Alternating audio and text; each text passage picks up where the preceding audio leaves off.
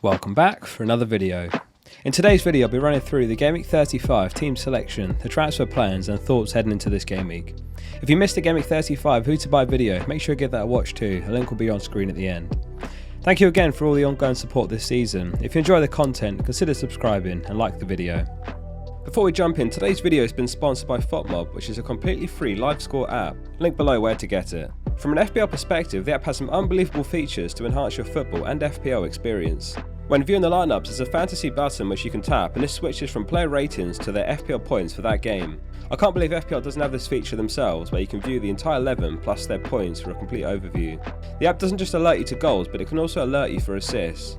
In the match stats, you can view a detailed breakdown including useful FPL metrics such as XG, and you can compare players on the fly. It's free and supports the channel, so give it a try and see what you think. Massive thank you again to FPL. Click the link at the top of the description to get the app for free now. Enjoy the video. A quick look back how Gameweek34 is going. 60 points with a -4, which is currently a small green arrow with James and Havertz captain and left to play. Robertson and Saka were the highlights of the game week so far with the double-digit returns. Pukki and Havertz were the two transfers in, and Pukki disappointed. We'll have to see how Havertz does against Man United. Captaincy was between Havertz and Salah, so 3 points required from Havertz to match Salah's output, but the aim was that he beat Salah across 2 games.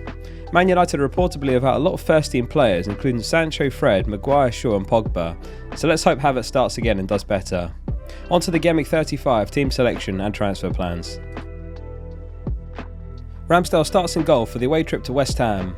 It's now been 6 games since he kept a clean sheet, but there's no goalkeeper decision to be made this week with Dubravka facing Liverpool. West Ham rotated last game with Antonio and Bowen benched, with one eye on Europa League, so perhaps we could see a little rotation again, which might play into Arsenal's hands. As predicted, they've suffered defensively in the absence of Tierney and Partey. James faces Everton on the road this game week. Chelsea will be big favourites for this game, but Everton are still fighting for their lives, and if they win all remaining games, they're guaranteed to stay up. James has played a lot of football recently, but he did miss the first of Chelsea's double, and he could actually leave the team for the double game week 36, as you feel he may miss the Leeds game before the FA Cup. Trent and Robertson double up for the Newcastle game. They've both been outstanding assets once again this season. The sheer volume of crosses, shots and set piece duties always gives them all potential. Over the last 6 game weeks, Trent has crossed 48 times and Robertson 38 times, which is first and second in the league. Newcastle have shown improvement defensively, keeping 3 clean sheets in their last 4, albeit against Wolves, Crystal Palace and Norwich. Salah gets the armband for the Newcastle game. He did play the full 90 against Villarreal, so there is a temptation to consider Kane, presuming Spurs can turn around their drop in form. After Gameweek 34, he now leads among all players on both goals and assists for the season. Despite Newcastle's defensive improvement, you'd fully back a comfortable Liverpool win, as Salah is top for predicted points this game week. Kulusevski faces Leicester home for a really good fixture on paper. Leicester are in the same boat as West Ham, prioritising European football. Therefore we could see a rotated Leicester side, and the Spurs game falls in between both legs. Kulusevski's blanked for the last 2 in a row, which is remarkably his longest stretch of blanks as a starter. Saka faces West Ham this weekend. He was forced off with an injury last game, but fortunately already had a goal and an assist by then. We'll await Arteta's presser before making a decision. In all likelihood he will remain in the team regardless, but hopefully it's a minor injury and he's available for selection again. Havertz faces Everton this game week. Over the last 6 matches, he has an expected goal involvement of 4.12, which ranks 5th best among all mids, and expected goal involvement every 114.8 minutes, which ranks even better than the likes of Sterling, Son and KDB over that run. Pukki and Weghorst face Villa and Watford respectively.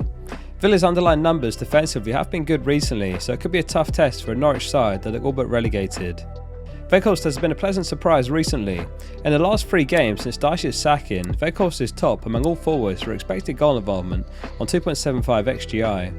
In those 3 games he's taken 7 shots in the box, had 3 big chances and created 1 big chance. Kane completes the starting 11. Him and Son are very good captain options this game week and there's little to separate them. However, Tottenham's drop-off in goals recently edges it to Salah for the team. You would expect a reaction against the Leicester side expected to rotate a bit, and they have been defensively bad all season, so don't be afraid to consider Kane or Son for the armband. On the bench it's Dubravka, Saiss, Gordon and Doherty. It's a weak bench, however Saiss did return to the Wolves starting 11 last game week, so hopefully back in the team just in case required. With that in mind, the plan this week is to roll the transfer. Weghorst was a booked in transfer out, however with his recent improvement he survives and will take 2 transfers into Gameweek 36 to make 2 or 3 moves.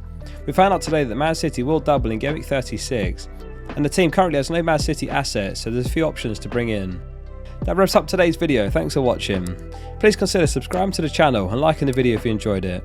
Let me know in the comments how your Gameweek 34 went and what your plan is for Gameweek 35. See you soon for the next one.